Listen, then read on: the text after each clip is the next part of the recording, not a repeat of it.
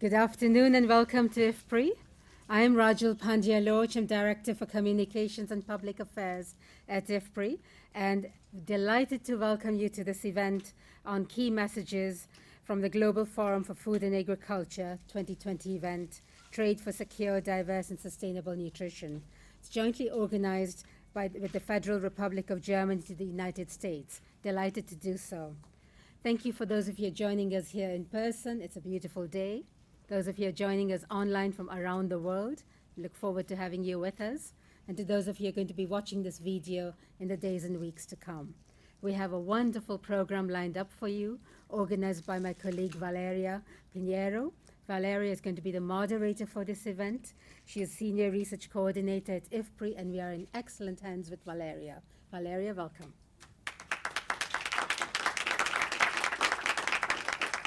Hi, how are you, everybody? I know Rajul already gave you the thank you, but I have to thank you again for being here, all of you and the ones online, and for the many more that will visit us later on our website. I think that this is a very important topic for IFPRI research, and also for the upcoming WTO Ministerial Conference that is coming up in June, the World Trade Organization. So for us, it's very important to really highlight what happened at the GFFA event in Berlin, the Global Forum for Agriculture, for Food and Agriculture. It happened in Berlin 2 weeks ago, and please let me welcome our new DG, Director General at IFPRI, Swinnen, that he will be giving the welcome remarks.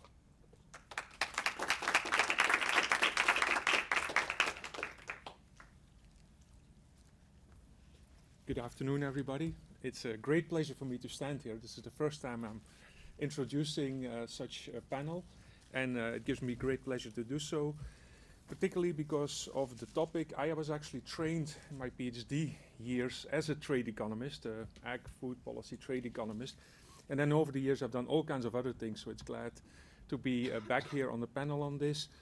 It's also particularly important for IFPRI. I think we have a large group, a lot of knowledge in-house on these topics, and I see several people in the audience, and I'm going to welcome them, of course, to comment during the discussion session as well.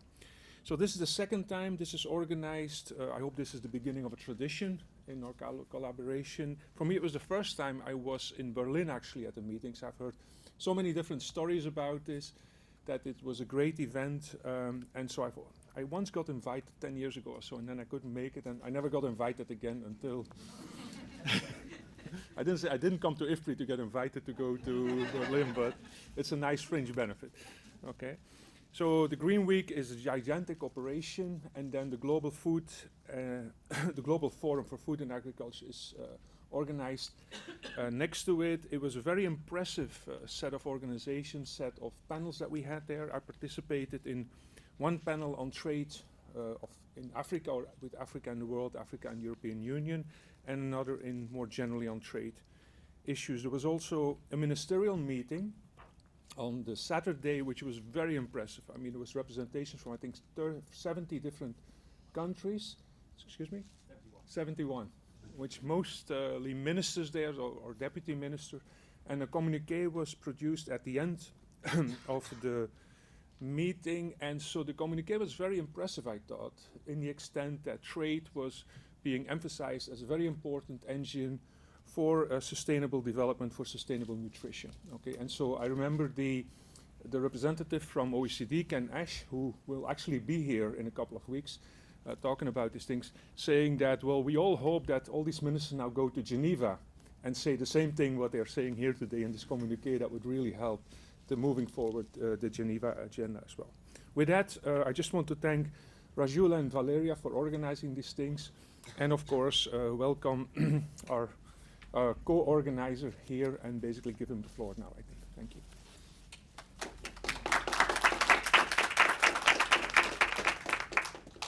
Well, hello again. I want just to emphasize the thank you for Marcus Brill and the embassy from Germany, based here in Washington, D.C., for co-organizing this event with us. They are really great partners with IFPRI in many different events that we tried to do with them. And having said that, we have online Mr. Friedrich Wacker, Director General, Federal Ministry of Food and Agriculture of the Federal Republic of Germany. He will be joining us on video. Actually, there he is. Good afternoon. Thank you very much for joining us. He will be giving us some introduction about what happened in the actual event and the declaration of the ministers afterwards. Thank you. Hi, Valeria. Hi, Joe. Dear everybody. I hope you can all understand me well.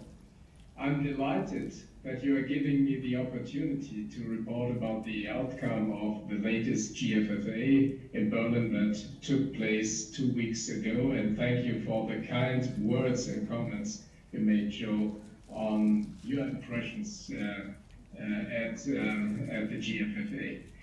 The GFFA is a unique international conference. It's the world's biggest gathering of ministers of agriculture, where issues of vital and strategic importance for the future of agriculture are discussed, and it's setting the international agenda for the year ahead. The topic of this year's GFFA was food for all, trade for secure, diverse, and sustainable nutrition. And the WTO initiated the choice of the topic, hoping for support in the run-up to the 12th WTO Ministerial Conference in Nur-Sultan, Kazakhstan. And we need a strong signal for rule-based free trade, especially against the backdrop of growing protectionism around the globe. And as you have already mentioned, 71 ministers from all continents and 12 international organizations participated in the event and agreed on a communiqué which is promoting some very fundamental messages. What are the key messages? Firstly, trade plays an essential role in achieving global food security, fighting malnutrition, diversifying food supply, and compensating food supply deficits in regions with structural deficits are important functions that trade can fulfill. Secondly, trade can be a major driving force for economic development of all countries and regions. It can increase prosperity and employment. Thirdly, trade can also generate sustainable development. It enables efficient use of resources by allowing specialization. And finally, trade promotes economic and political stability. It brings people together and consequently helps to secure peace. In order to deliver on all these benefits, a couple of prerequisites must be fulfilled. Fair global trade requires global rules and reliable value-based standards and a strong, and I would like to emphasize that, a strong WTO. It must be ensured that all countries and people benefit from trade. Trade must not make the weak weaker and the strong stronger. It must increase welfare on both sides. Value chains must be inclusive, in particular women and smallholders must have the chance to participate in trade, not only internationally, but also regionally and locally. Special attention must be paid to the needs of developing countries. And fourthly, the development of sustainable value-added chains is particularly important. Internationally, harmonized standards play a crucial role, so the farmers do not need to have their products certified for several standards. The GFFA does not only define common messages, but also offer specific proposals and solutions. What do they propose? Global rules for global markets and the WTO as the central institution for international trade systems must be strengthened, and market distorting support measures must be reduced. Local, regional, global value chains must be also strengthened. Adequate policies must be put in place to enhance the equitable distribution of welfare gains across the countries and social strata. Technical and organizational innovations must be promoted, for example, in the field of digitalization. And smallholders should be supported in the form of microcredits and facilitation of their engagement in cooperatives in order to better integrate them into markets. And that's an important issue. Women must be granted more rights and facilitation of their access to markets in order to effectively lift numerous families out of poverty. Continuation of the implementation of environmental measures, compliance with international climate arrangements and international obligations should be ensured. And the ministers invited the International Organization for Standardization, ISO, to develop voluntary international standards for sustainable value on supply chains. The political highlight of the GFFA, as Joe has already mentioned, was the Agriculture Ministers' Conference on the Saturday, where Josefa Sacco from the African Union held the keynote speech reporting about the activities and current status of establishing a Pan-African free trade zone. In addition, we had two days conference days about open to the public, during which high-level representatives of governments, international organizations, private sector, NGOs discussed agriculture trade with guests from all over the world. And we held a kick-off event dealing with global food security, trade for global food security, and among others, we had the Minister of Agriculture of Brazil, an Earthring cousin, who you might well know as the panelist, and they discussed how trade can be made or can be fair, safe, and sustainable. My ministry successfully hosted an panel with the title Women's Empowerment in International Trade, discussing the challenges that women still face when entering agricultural markets and possible solutions.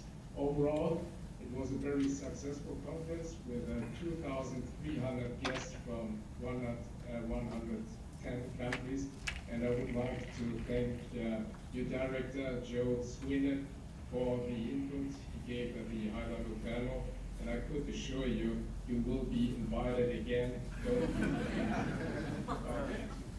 So I would like to come to the end, and I could touch briefly on another output of the GFFA, just to mention it.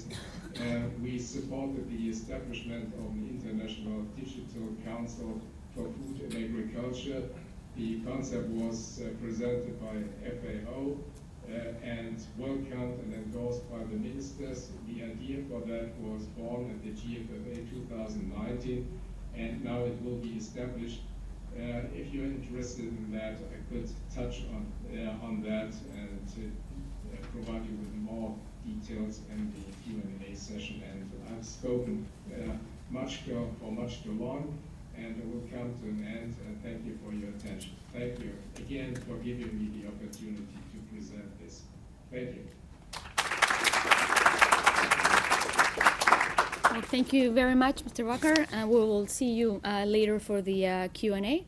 Right now, I just want to emphasize the fact that this conference really, or this event at Berlin, really attracts many different actors. So we have the policymakers, but you also have the civil society, different think tanks, and the entrepreneurs. So we also have the private sector being part of this. Having said that, I would like to welcome our panelists, if you don't mind, in the front. So I will see where everybody is seated so that I introduced. So we will go from closest to me far away. This is David Laborde. He is our senior research fellow here at IFPRI.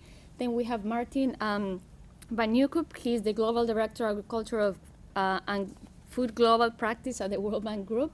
Joe Swinnen, that we already introduced. And then we have Marcus Rehl. He is the Minister Counselor for Food and Agriculture at the Embassy of the Federal Republic of Germany, based here in Washington, D.C. So the way we will run this event is as a roundtable. So I will be asking or directing questions to each of the four panelists. They will have some time to answer each specific question, and then we will open the floor for the Q&A. So I would like to start with the first question, which is, given the declaration, as Mr. Wacker already talked about it a little bit when he gave his remarks, has a very detailed assessment of the role of trade in contributing to food security and sustainable agriculture. So I would like to start asking David, what is the role of trade in the pursuit of global food security and nutrition? But if you can really emphasize what it is for this today, but also tomorrow. Thank you.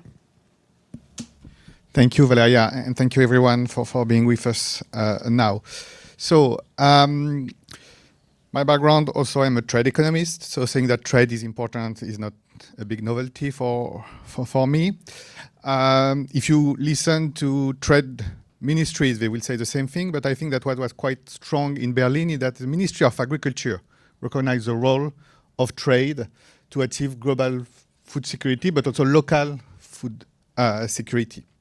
And you ask me about what it means for today and tomorrow. I will say that even for the last 6,000 years, as soon as we have seen the first urbanization, it was a need to move food where it can be produced, so where you have land and water, to where people want to live or have to live in order to achieve economies of scale and develop industry, services, and things like this.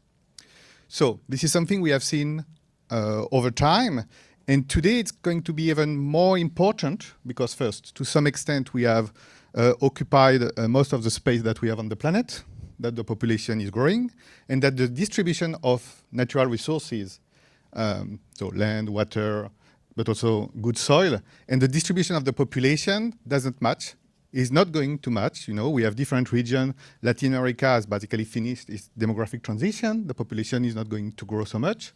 It's still going to grow in Asia. It's still going to grow in Africa. And so we need trade to rebalance where the population is distributed and where the natural resources are distributed. And if you don't do it with trade, you do it with basically or major migration or conflict.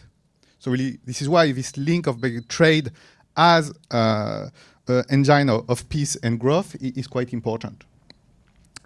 But beyond this question about just, you know, carrying food from one place to another and thinking about food availability, trade really is about food affordability, because you are buying things when prices are low in order to sell when prices are high. So you help the consumers, you help the producers. So at the same time that you help poor people or not so poor people to buy food, you help producers to get a better income.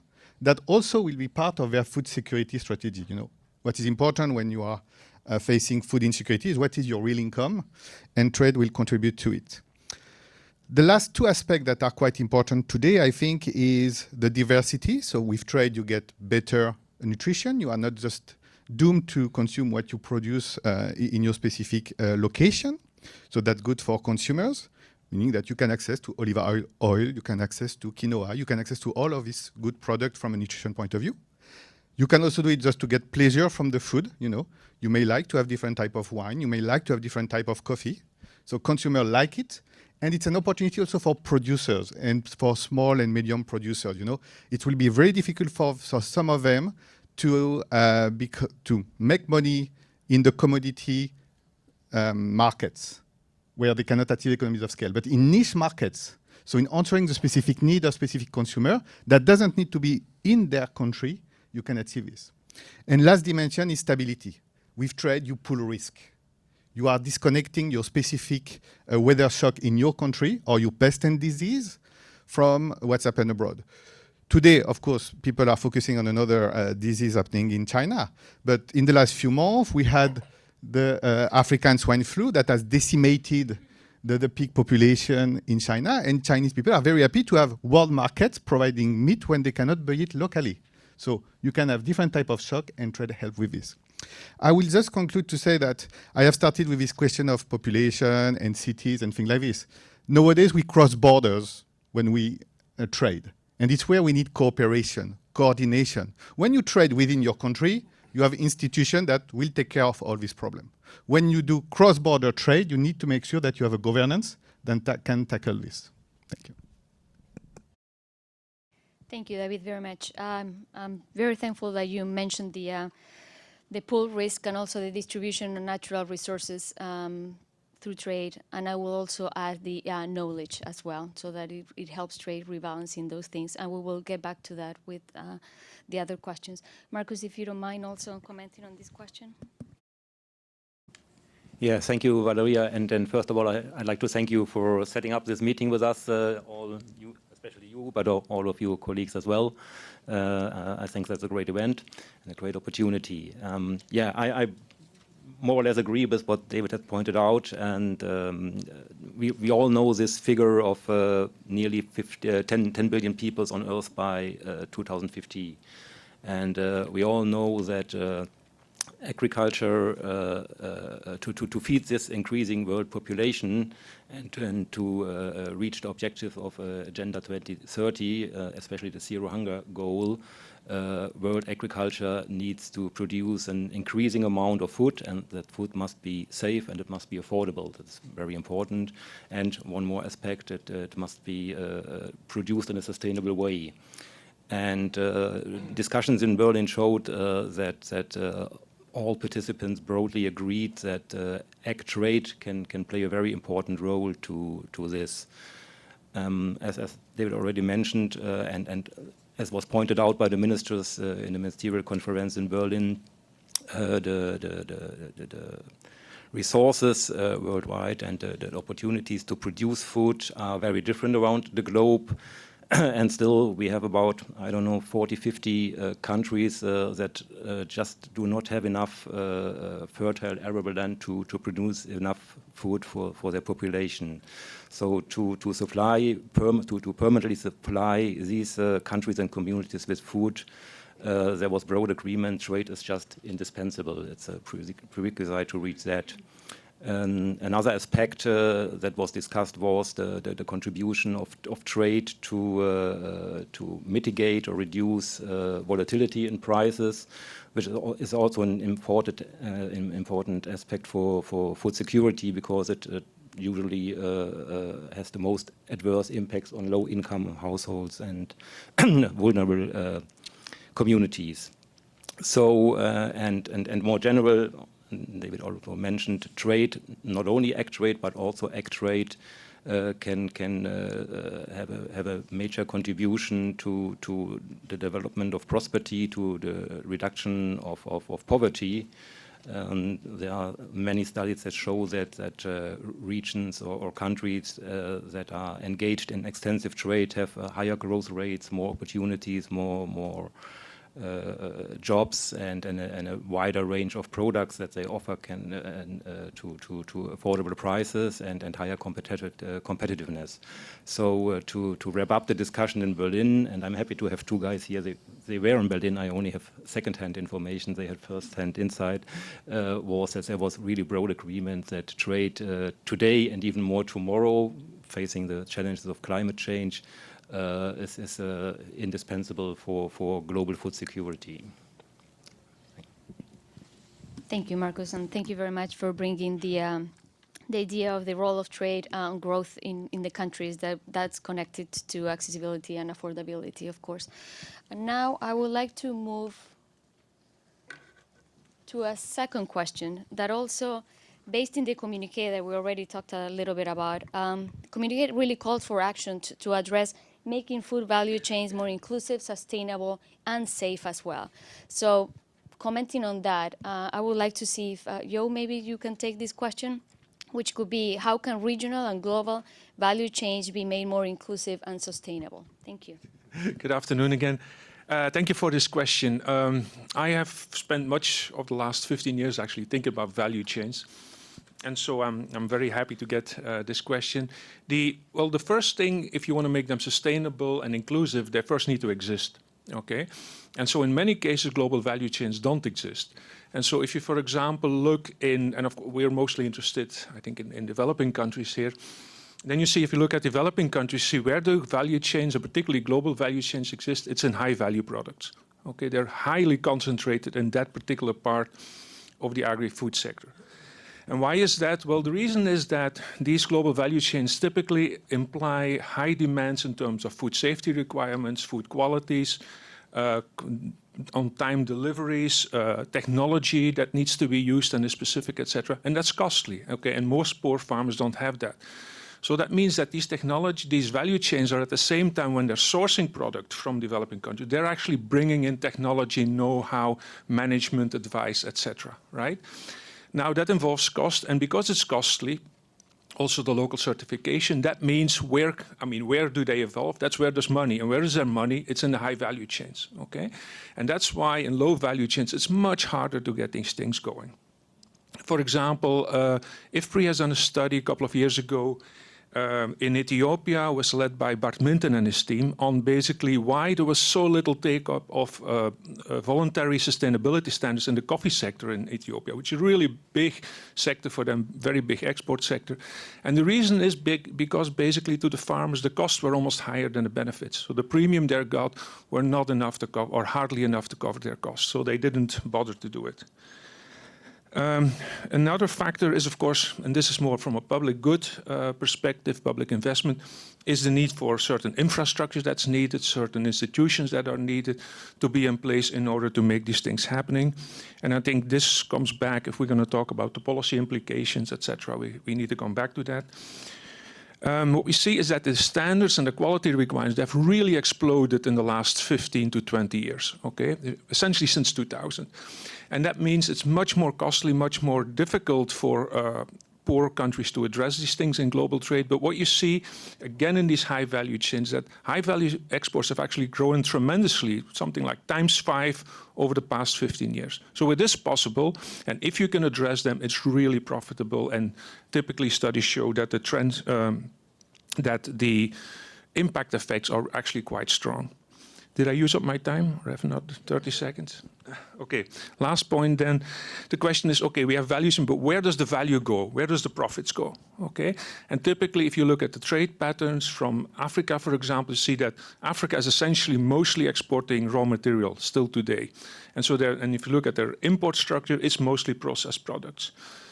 There's an interesting, we did an interesting study on the cacao chocolate chain, okay? And there you see that cacao, which is still mostly produced in West Africa, there you see that, so essentially 4 levels. You have the production, which is done by millions of very small farmers. Then you have the first stage, the grinding and the export. That's done by a couple of big companies. And the second stage manufacture is also very concentrated. And we see that even the first stage processing, with really basic things you can do, grinding, is still mostly done in in Europe and North America. And so gradually we see an increase of the share of first stage processing taking place in Africa. And so that's the things that definitely, and that of course, there's more money, more value created in these the further you go up the chain compared to just the production of raw materials. Thank you, Joe. Martin, if you want to. Yeah, thank you very much, Valerie, for the invitation to be here. It was also my first time at the Global Forum for Food and Agriculture. I want to congratulate again the German government for organizing a highly successful event, and it's good to see Friedrich on the screen. Related to the question, I want to put forward 4 ideas. I mean, first, building on what Joe was saying, how do you actually build value chains? The bank has some experience with it. I mean, we have, over the last 20 years or so, invested about $1 billion in about 21 projects in Latin America, building productive alliances, bringing farmers and agribusiness together in offtake agreements. Is this working? Okay, in offtake agreements that actually ensure that farmers have access to technology, they have access to the information that they need to produce quality products, and they have access to the markets, to this offtake agreement. And the offtake agreement in itself, I mean, can be a collateral for access to finances. So you're actually resolving multiple constraints in simultaneous fashion, and it is very important for smallholders because very often they face multiple constraints. So that's the first thought. I mean, the second is incentives. We know that Worldwide, public support to agriculture represents about $700 billion, while the hidden cost of the global food systems is 12 trillion. So clearly those incentives are not, the public support is not very effective. It generates negative environmental externalities. So the question is, how can we use this public support program and repurpose them for better, sustainable, environmental friendly outcomes and provide those incentives to farmers to invest in those technologies? The third consideration or proposal or idea would be the universal applications of the principles for responsible agriculture investments. Those were launched about 12 years ago after the food price crisis, when private sector investments generated concerns about land grabbing.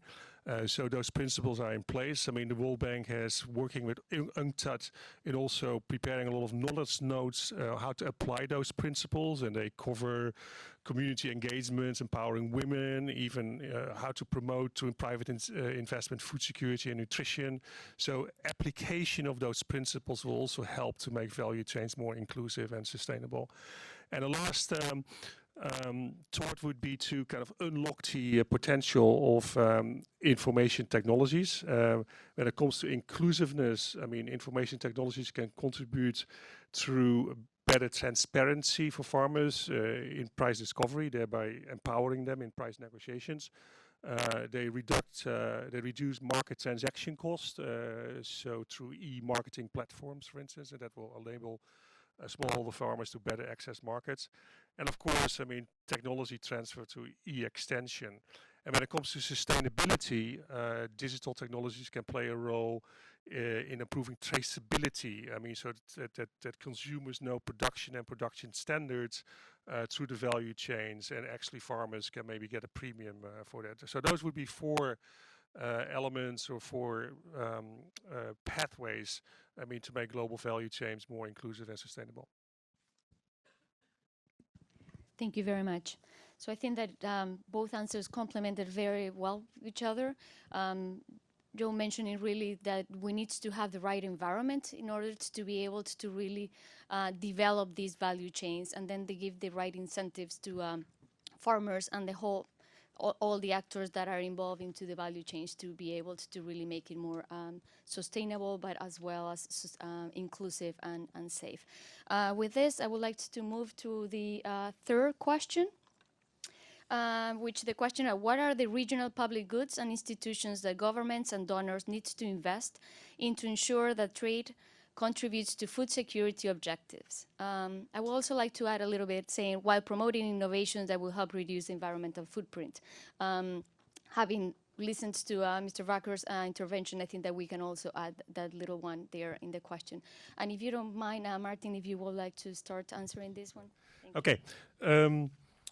So the regional public goods and institutions. So, I mean, I want to put forward two considerations here.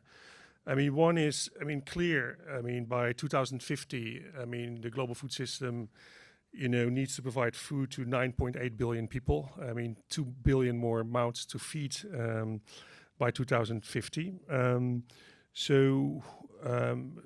The point is that most countries are underinvesting in agriculture innovation. I mean, we actually came forward with the bank came forward with a report on harvesting prosperity recently that actually lays out, I mean, the case for that. So there's an urgent need to step up innovation, agriculture innovation, research and extension efforts to increase productivity, but at the same time also, given that food system is very vulnerable to climate change, to build resilience and also to reduce the carbon footprint. Now, our investments in agricultural research and extension have learned, I mean, that there's a lot of economies of scale and network effects to be gained if this is done in a kind of a regional fashion.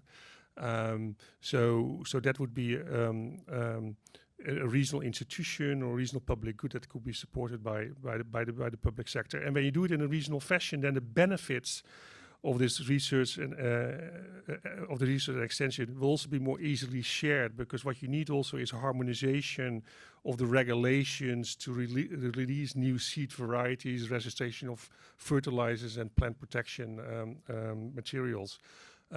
So that actually then, this could then support trade actually to to make sure that farmers can adopt those technologies beyond the borders, thereby increasing productivity and thereby improving the availability of food, which is one dimension of food security. The second is well-functioning food safety systems, very important for achieving food and nutritional security. And of course, they also constitute major non-tariff barriers to trade. I mean, our estimate is that global foodborne diseases, the incidence is about 600 million illnesses per year, and those data is a little bit outdated, and 420,000 premature deaths per year. So this is a major issue. So also kind of shown by what's happening now in the world when it comes to African swine fever and coronavirus, as already mentioned. So upgrading and investing in food safety systems to improve food and nutrition security, but also bringing down the non-tariff barriers to trade. So that would be a second regional public good to be considered. Thank you. Joe, do you mind also commenting on this one? Thank you. Yes, green. Thank you very much, Martin.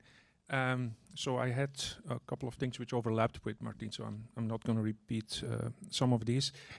First of all, of course, it depends what region we're talking about, okay? Because the requirements for investments and for public policy is going to be very different when you think about Asia or Africa or Europe or so. So let me focus again a bit on developing countries in Africa. What's interesting, if you look at, and this is based on the work that has been done here at IFPRI and the Africa Agriculture Trade Monitor, which I all recommend you to read. It's really a fantastic reports with a lot of very good documentation in there, very good data. So there you see that actually intra-African trade has increased quite significantly over the past 15 years. And so the growth average annual trade growth is roughly 10%. It depends a bit on what specific region, but that's a lot, okay? But still, if you look at intra-African trade compared to intra-Asian trade or intra-American trade, it's still much, much lower, okay? So there's lots room for improvement. It's only estimates put it around 20%, although there's uncertainty how accurate actually these numbers are, because one thinks that a lot of the intra-African trade is actually unrecorded. But still, if you then look at what is constraining that, then it seems to be that it's not really the tariffs which are constraining that, so it's much more basically the cost of trading. And so part of it is, again, certification, basically controls at the border, and non-tariff measures, okay, which is a bit of everything. And very deficient trade infrastructure. So again, there was data, and then you see that tariffs actually make up something like somewhere between 30 and 3% of actually the trade cost. So that means there's lots of opportunities there for investments, both again in hard infrastructure, roads, whatever control system, and of course also in soft infrastructure to basically measure these things and to help certificate these institutions, etc. On the issue of the non-tariff barriers, there I think we could certainly put in much more basic technical assistance to developing countries and helping them deal with trade negotiations in this new world where standards and quality safety standards are much more important. We did a study for the European Parliament last year to measure the impact, the role of non-tariff barriers as a new form of protectionism.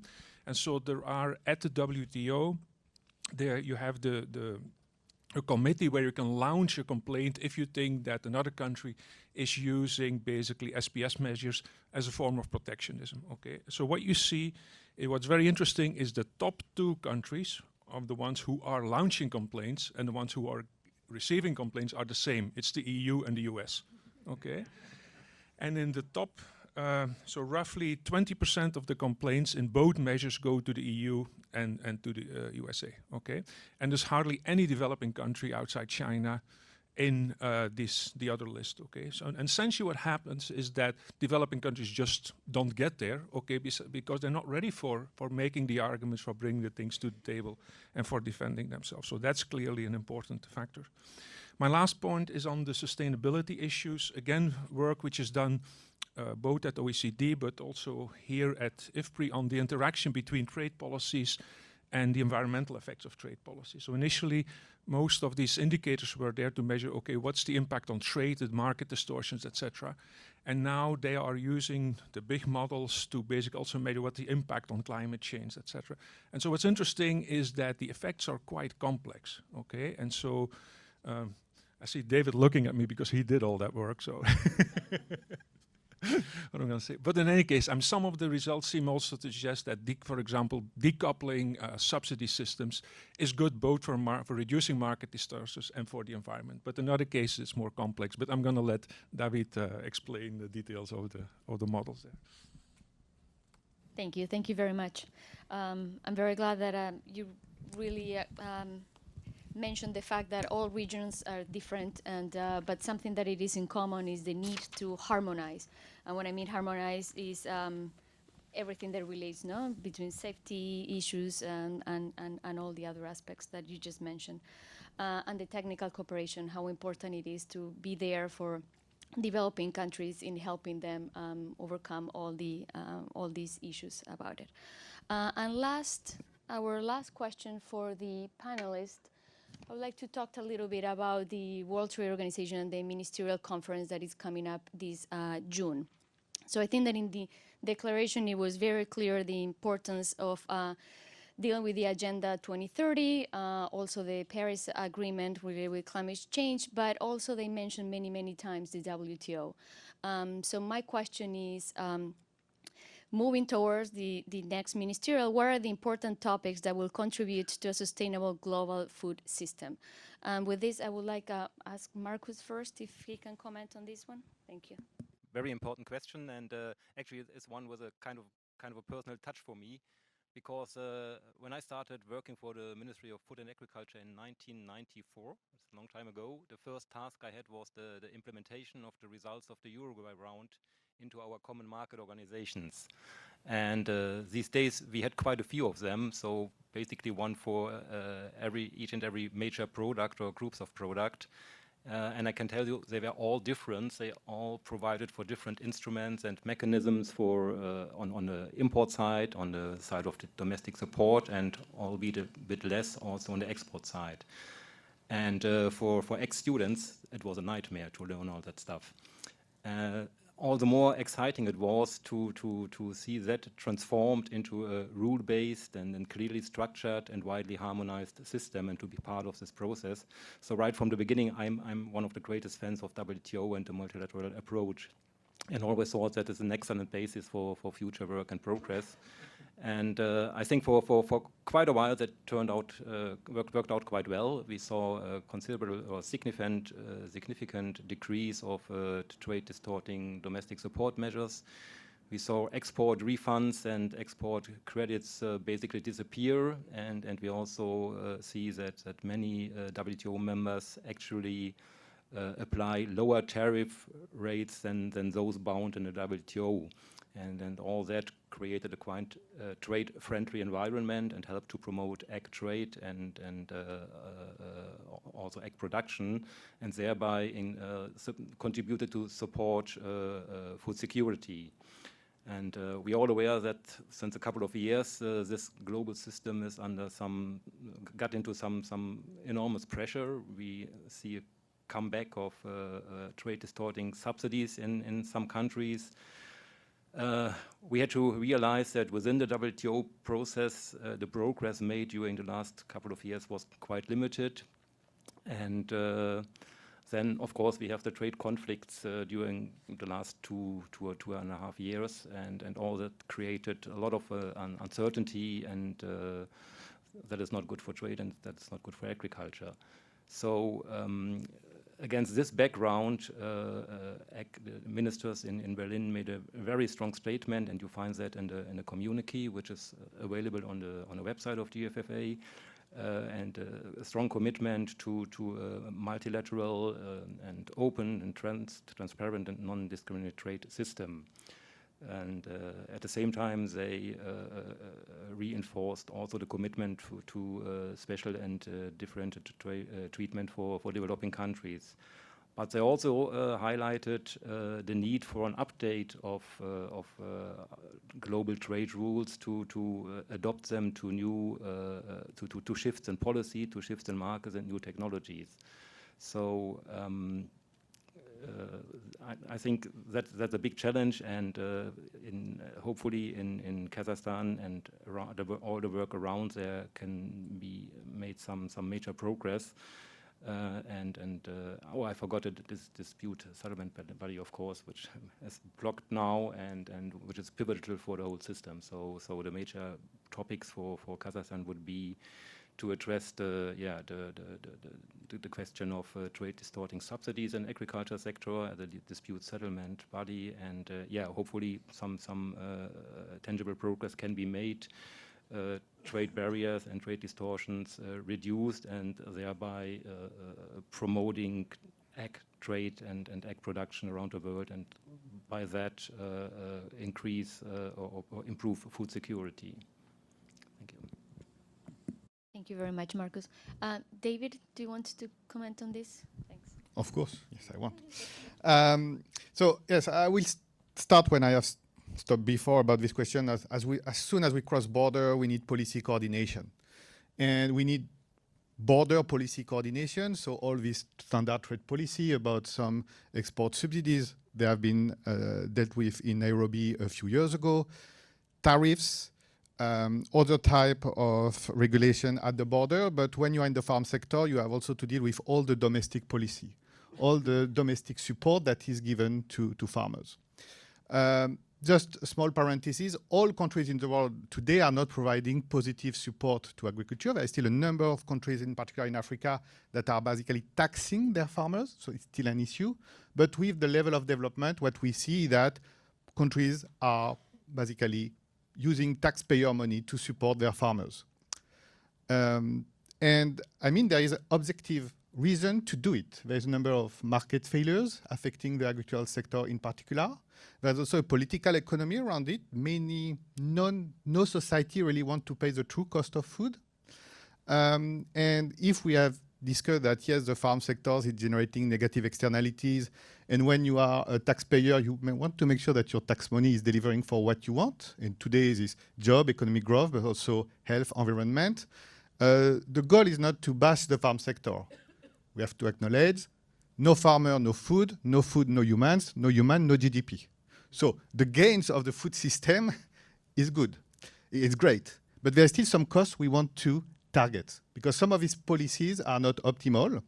And we want also to make sure that with the challenge we are going to face tomorrow, with climate change, with also some, I will say, rural development and landscaping to avoid over-urbanization, we may have to spend more money in agriculture. So the way we are going to spend more money in agriculture has to be done in a proper way for domestic stakeholders. But we want also to make sure it's not creating negative externalities or basically shifting the problem to the neighboring countries. And this is why we need rules. And WTO has been very good at that. He has achieved huge changes. I think the Berlin Declaration is a kind of love letter to everything that has been achieved, because they say, okay, countries have to develop their own system, but respecting international obligation. And all the different parts of the WTO are referred to some extent, SPS, TBT. So all these technical terms meaning that, yes, your consumer has a right to be protected, to have rules, to have norms, but they have to be done in a proper way, using Codex Alimentarius, for instance, so all these international standards. So it should not be kind of hidden protectionism. We want science to be part of that, to get the best policy, to make sure we improve the livelihood of everyone. So just my last maybe 2 points to conclude. What can be achieved during the ministerial conference that will take place in Kazakhstan? We have to be pragmatic and realist, you know. When I started my career, it was the beginning of the Doha round, so people were saying, okay, we are going to have a Doha round. In my PhD, I was saying, no, it's going to be a failure, so I'm kind of happy about that to some extent. But the fact that we want to have huge success with a crazy achievement with 150 countries on so many dimensions has not worked so far. So we want to make sure that at each milestone we achieve something on this road to get a rule-based trading system that is safe. So I think the three things that will be important: dispute settlement, we have discussed it, because if we have no institution to enforce the rules are useless. An agreement that has been developed in the recent years is trade facilitation, and we should not underestimate it, because a lot of the trade costs in the food system can be this hidden trade cost, where time matters. When you trade perishable, you want to trade in time. So there is a lot of measure, and it can be a win-win part. We want to improve some custom facilities. We want to have transparency, that every economic actors have the same information and can really participate on a fair basis, small like big. So trade facilitation and the follow-up and the implementation by both developed and developing economies is going to be important. But the big elephant in the room is how we are going to reshape the discipline on farm support, on these subsidies, because I've said we may have to spend more money, but we want to do it in a way that is transparent and that everyone is comfortable. And based on the last few years, I will say, let's try to keep it simple and transparent in order to get people notification. Long and complex rule doesn't work. I'm stopping here. Thank you very much. I would like just to give you 1 minute if you want to say some final ideas or comments. Any of you, or you're all good? David, all good?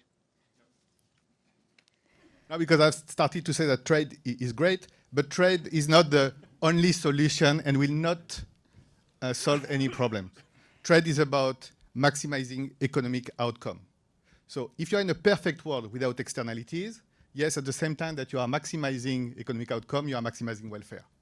But we have imperfect markets. We do not have carbon markets.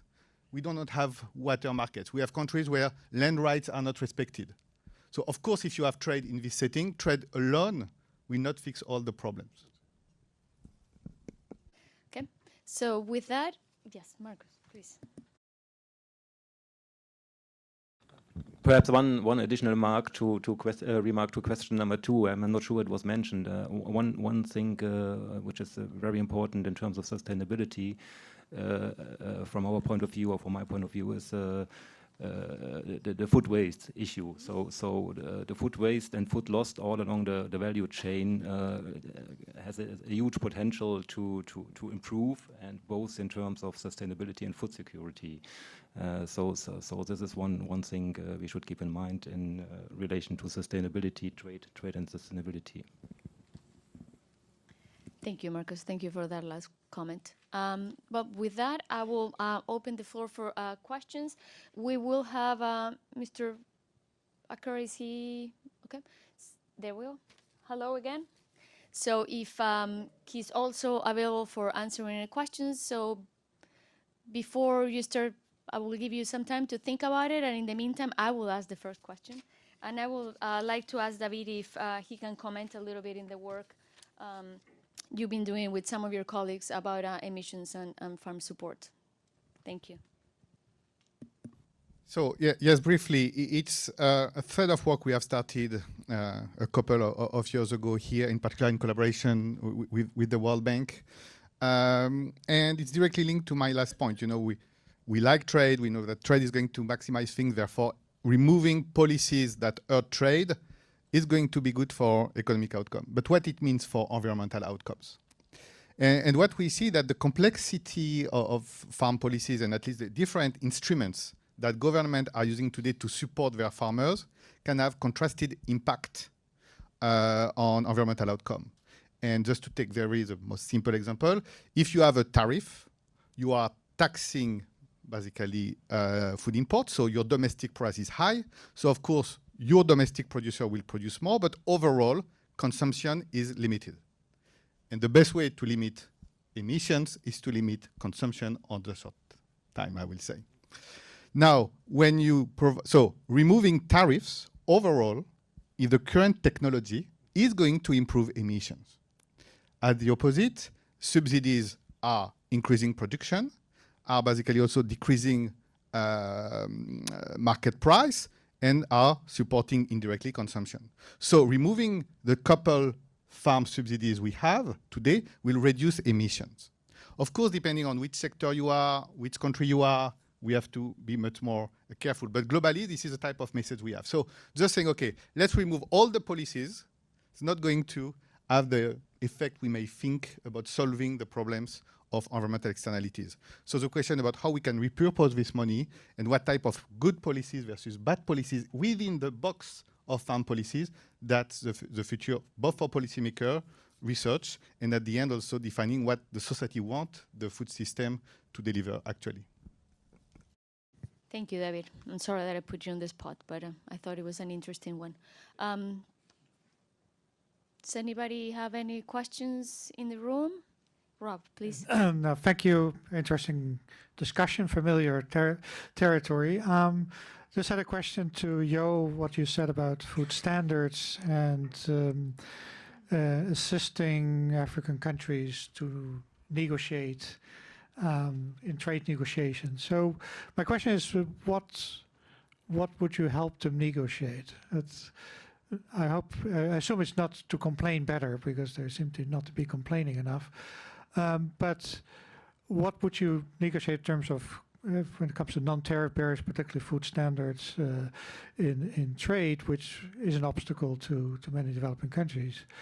So I guess you would not try and help them negotiate to lower the standards, right? That could affect safety. So what would be the negotiating in the trade arena, or should we not just do much more in the area of improving the value chain such that they can comply with the food standards at affordable cost? Do we have any more questions? Yes. If you can wait 1 second. And if you don't mind introducing yourself, please. Thank you. I'm Jay Brannigan. I'm from the Lugar Center. I was just curious, I'm not sure who's to answer this, how much is it a problem for trade, the restrictions on GMO crops and now on CRISPR crops and CRISPR animals and GMO animals? And is this problem going to get better or worse in the coming years?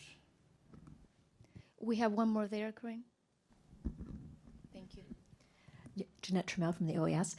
I'm wondering about the trend we see now in terms of among consumers to shop local, eat local, and to try to support local economies, and that in terms of juxtaposition to the whole trade issues and a number of these things. If there's any kind of if you'd like to just comment on those two different areas.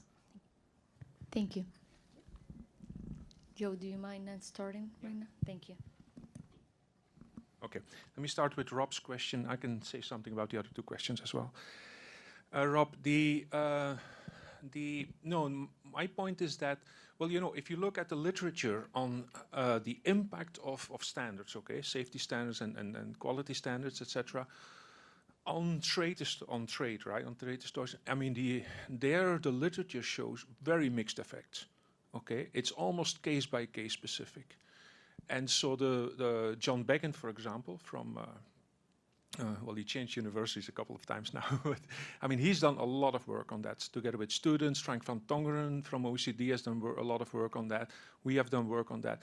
And essentially what you find, okay, is that some of these standards do hamper trade.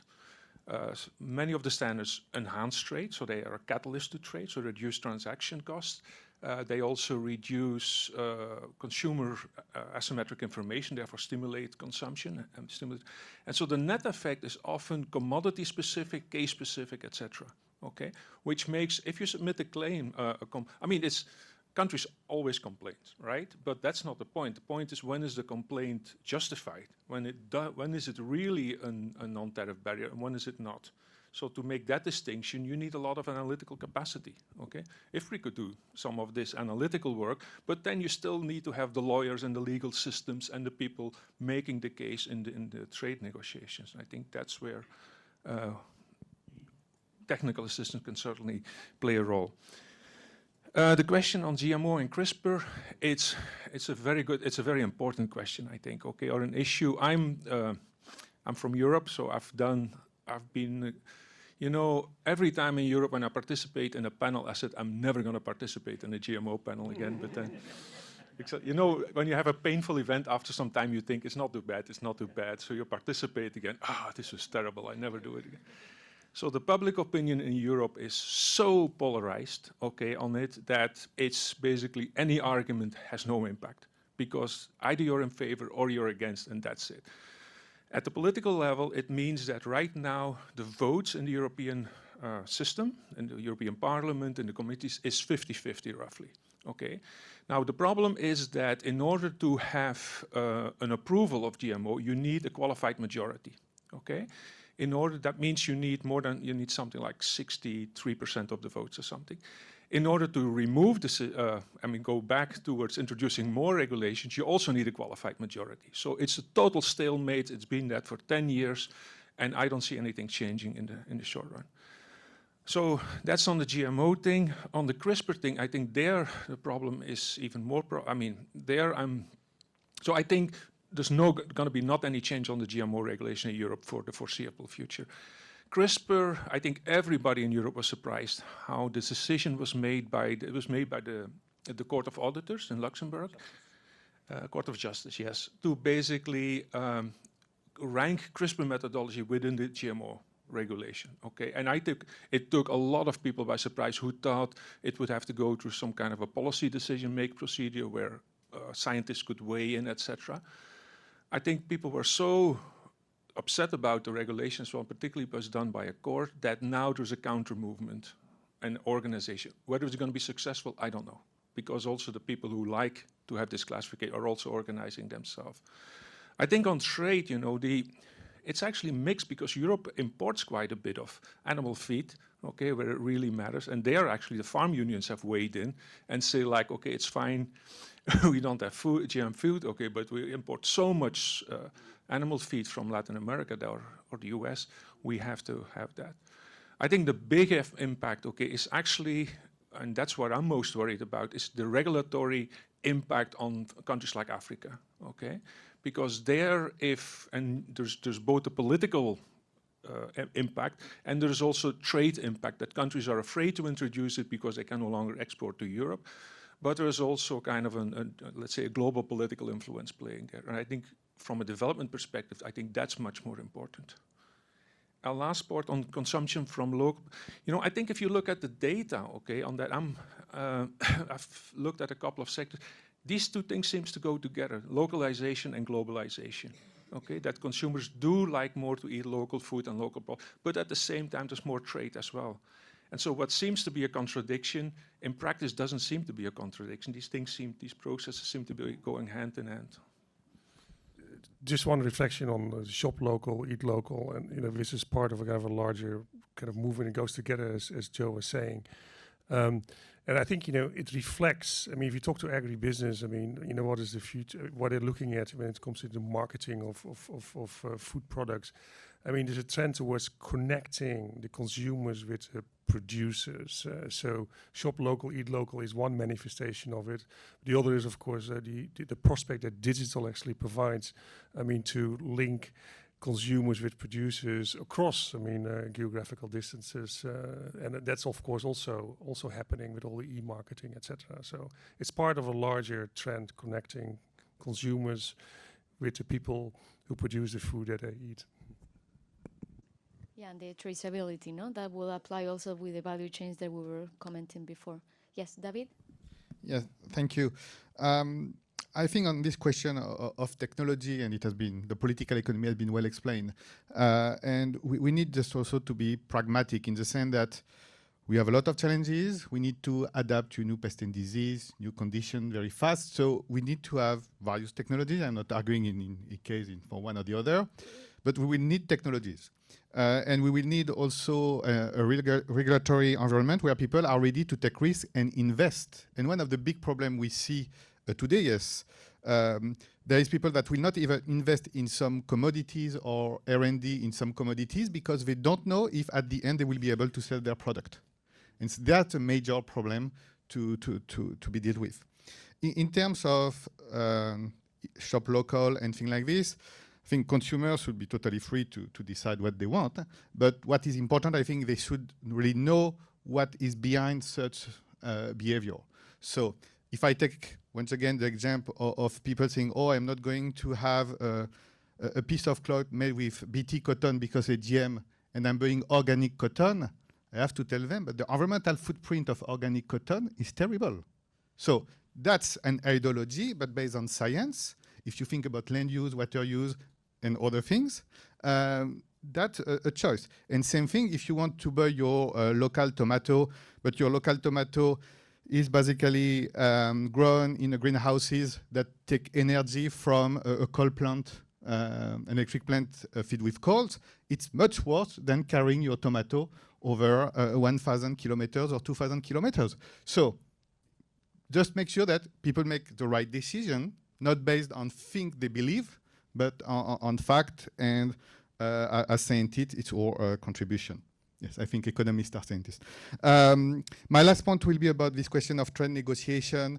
We have to acknowledge that in the past, there was some asymmetry of power in some trade negotiation, both bilateral and multilateral. It has created lack of trust in the system in some cases, and we are still paying some of the price of decision taken during the round that some developing countries are not fully understand at the time. So making sure that we have people on both sides of the table during negotiation that have the same information, the same capacity is needed to have trust and stability in the system. But I think also, and this time I'm going to steal idea from you, in this new agreement, we see, for example, a lot of things about geographical labeling, how you define your intellectual property rights. And if you are in Europe, you are very clear that it's important because you are going to create value on that. So how developing countries can also protect their own specific assets, their niche markets, their type of cocoa, in order to build this brand is important. It is where also building their capacity will be great. Thank you, David. So I think that we're going into theme in terms of transparency, information, and harmonization are three key components for this discussion. I would like to open the, to see if someone online has questions. Yes, we have Thank four you. questions. The first one is for Yo, Marcien, and David from Jonathan M. at SIAT, Columbia. What are your top 5 policy strategies to ensure that the African Continental Free Trade Area will be a success? The second one is for Mr. Wacker from El Hinojos at the Catholic University of Louvain, Belgium. Food trade is highly dominated by big players, including countries and agri-food companies. How can we improve trade governance and equity? The third one is for David Laborde from Jonathan M. at SIAT, Columbia. Countries have different comparative and competitive advantages. How do you ensure cooperation and coordination of some country if some countries feel disadvantaged? And the last one is from Sujanta Mahapatra, Deputy Director of Agriculture Administration at the Government of West Bengal, India. What steps are being taken by IFPRI to ensure equitable distribution of foods amongst various sections of society, especially those living below poverty line? Thanks. Thank you. Any of the panelists would like to start? Mr. Wacker, if at any point you want to say something, please raise your hand or something. We can see you. Thank you. Any takers?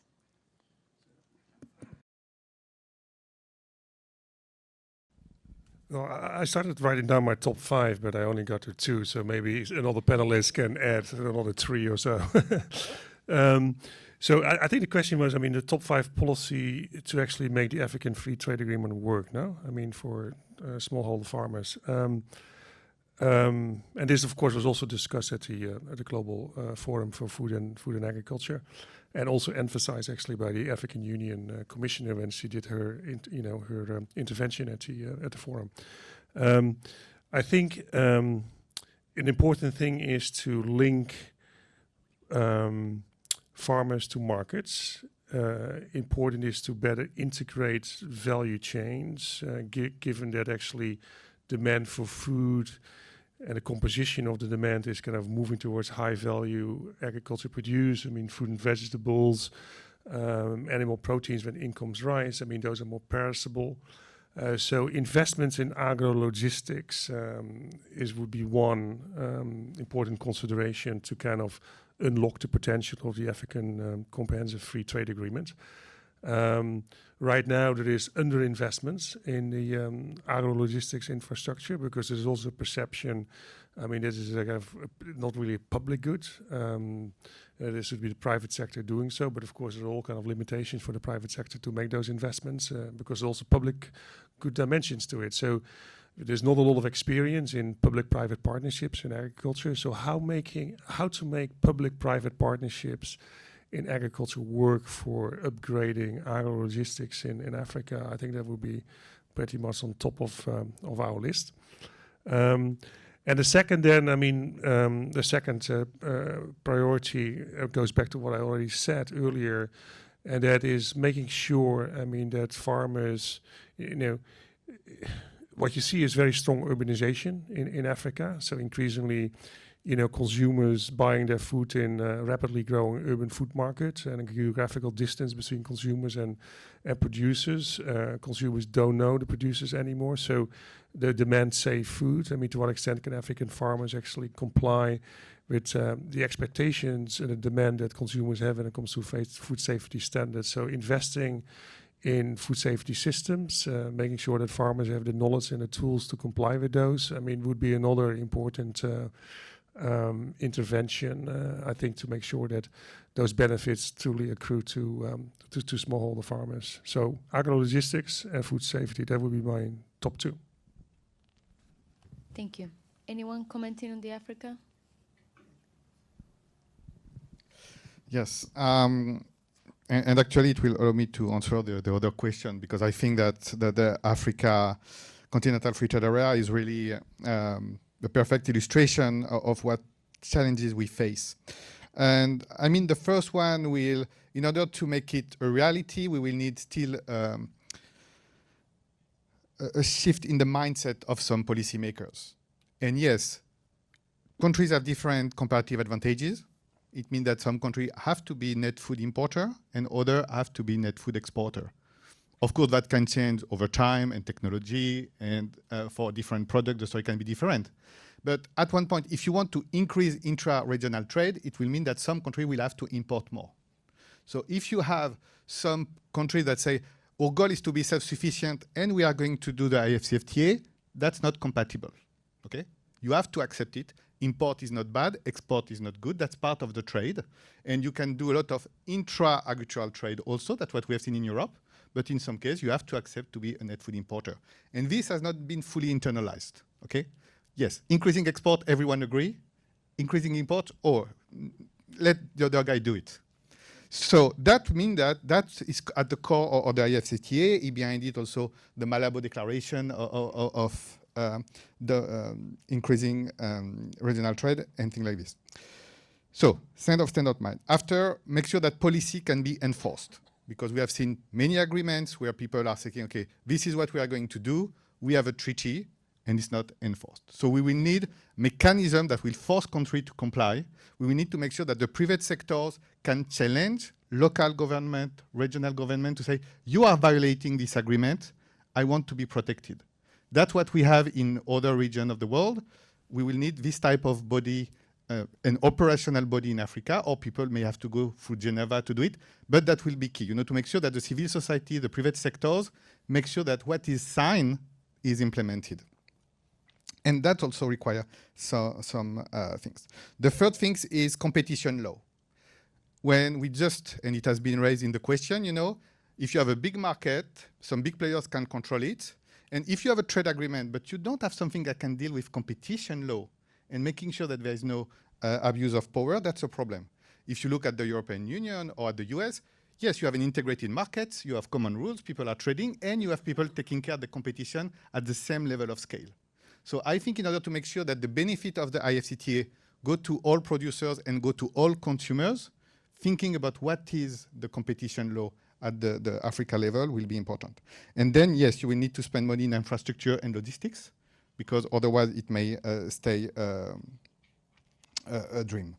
And that's all for me now. Can I ask you one more thing, David, related with that? about informal trade in Africa. It seems that it's a key concept with that. Thanks. So yes, a relatively large share, in particular in some part of Africa, of the trade is informal, or at least unrecorded. So here we have just to be careful that you have some people that have even a VAT numbers and are paying taxes, but they are crossing a border. And in particular, in some part of Africa where there is no more tariffs, there is no more interest for the custom officer to record the transaction. So if I cannot collect money, why I should care? So we have some relatively large flow, and IFPRI and many of my colleagues are working with this, with different partners, USAID, IFAD, and so on, to document it, because it's quite important to know how much we trade today if we want to double trade for policymakers. And then after there is a different barriers we have talked about, administrative red tape, other things that, yes, it's better for some people to not go through the formal sectors, but not going through the formal channel may have health implication.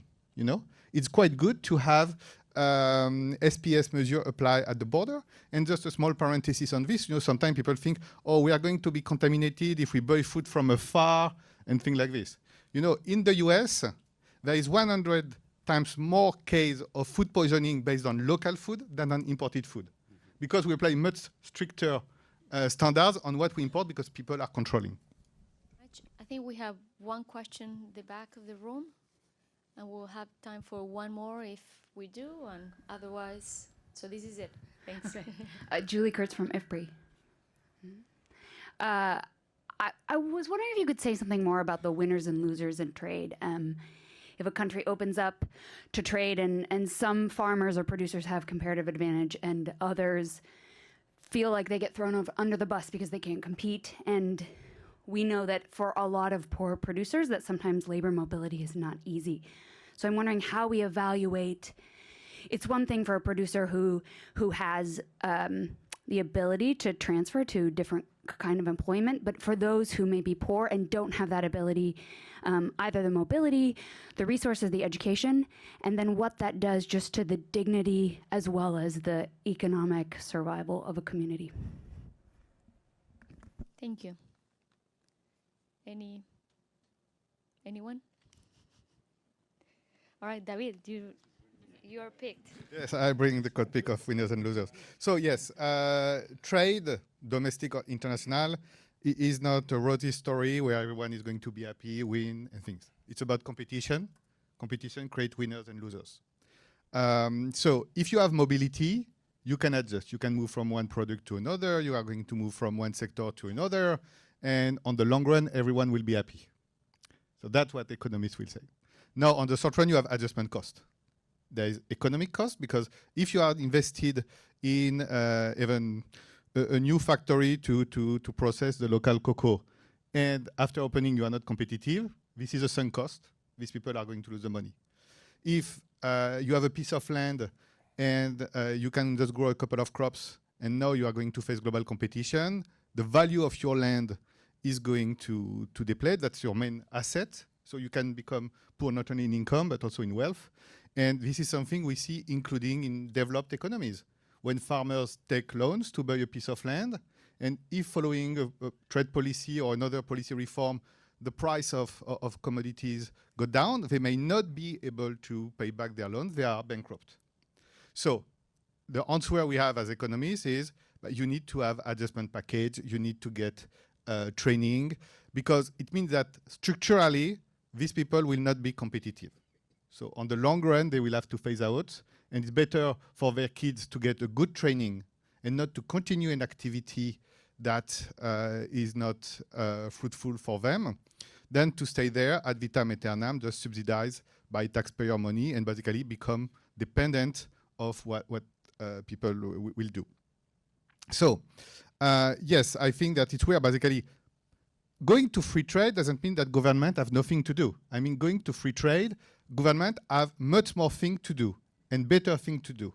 And I think the problem we have seen in the last 20, 30 years with the globalization is basically government have not done their job to manage it. And it has created a lot of people that have suffered from it and say, okay, so inequality increase, economic growth is on the rise, but I didn't get anything from it. So this system doesn't work for me, so I don't like it. and we have to understand them. But yes, it's more action, not less action. Thank you, David. I think that after your comments, Martin and Joe has something to say. So. Well, so, yeah, I think your question actually touches upon Friedrich's last point. Actually, he mentioned that he's having discussion in Germany about farmers' fair share of the price, etc. And I think it's an interesting discussion. There's a big discussion in Europe about the living income and living wages. And the thing is, society apparently is demanding more, than just an agriculture product, but, is willing to pay more for all kind of attributes that product brings with it. And I think that's a little bit the context of those discussions on living incomes and wages. And, one could imagine, that concept might work if you have a compact between the consumers, the private sector, the farmers and the public sectors. The consumers pay premium to a particular product, and in return, they are assured, and there is a whole traceability story again there, they are assured that farmers meet certain standards, that society is concerned about, either environmental or social. They think child labor in cocoa. The public sector part of the compact would be to make sure that farmers are at the production efficiency frontier. You don't want to give a premium to farmers who are not efficient. And then the private sector part of the compact would be to provide a transparency that actually the premium that's being paid end up in the hands of the farmers. Would that be, could this be applied in practice? That's the question out there, but that would be in theory, the way forward on this thinking on living income and living wages. I think it's an interesting question, and there's a lot of interest, so I'm sure the last word has not been said about it. Thank you. And we actually ran out of time, so Joe, if you don't mind saying your final comments and Okay. Let me make 3 quick points. And first, economic development is economic restructuring is inherent in economic development, okay? If you look at how the US looks today compared to how it looked 20 years ago, 40 years ago, the structure is very different, right? So this is inherent, that change takes place. The point with basically trade liberalization is basically you want to make this not abrupt, but as a transition process that you enhance and basically invest in education, other facilities to allow people to move on to higher wages or higher income, right? Second thing is the WTO says nothing about that you cannot support your farmers. The WTO says, or the whole trade discussion, liberalization, is about the way you support your farmers. So if you think you want to support farmers because their income was so low for whatever reasons, you can do that. You just do it in a you should just do it in a way that does not hurt farmers in other countries. Okay, that's what trade reforms are all about. And so the best example, I think, is the common agriculture policy in Europe. They still spend 50 billion euros a year on subsidizing farmers, but in a way which is much less distortive than they used to do it 30 years ago. And it's not hurting African farmers as much as they do today. And then the third thing, what we should not forget, is what David also said. In many developing countries, farmers are taxed. So trade liberalization is going to benefit them. It's not going to hurt them. Well, thank you very much. I would just like to thank all the panelists. I think that we had a very nice and fruitful discussion. And I would also like to thank one more time Marcus and the German embassy based here in DC and the Ministry of Agriculture in Berlin. And thank you all for your time.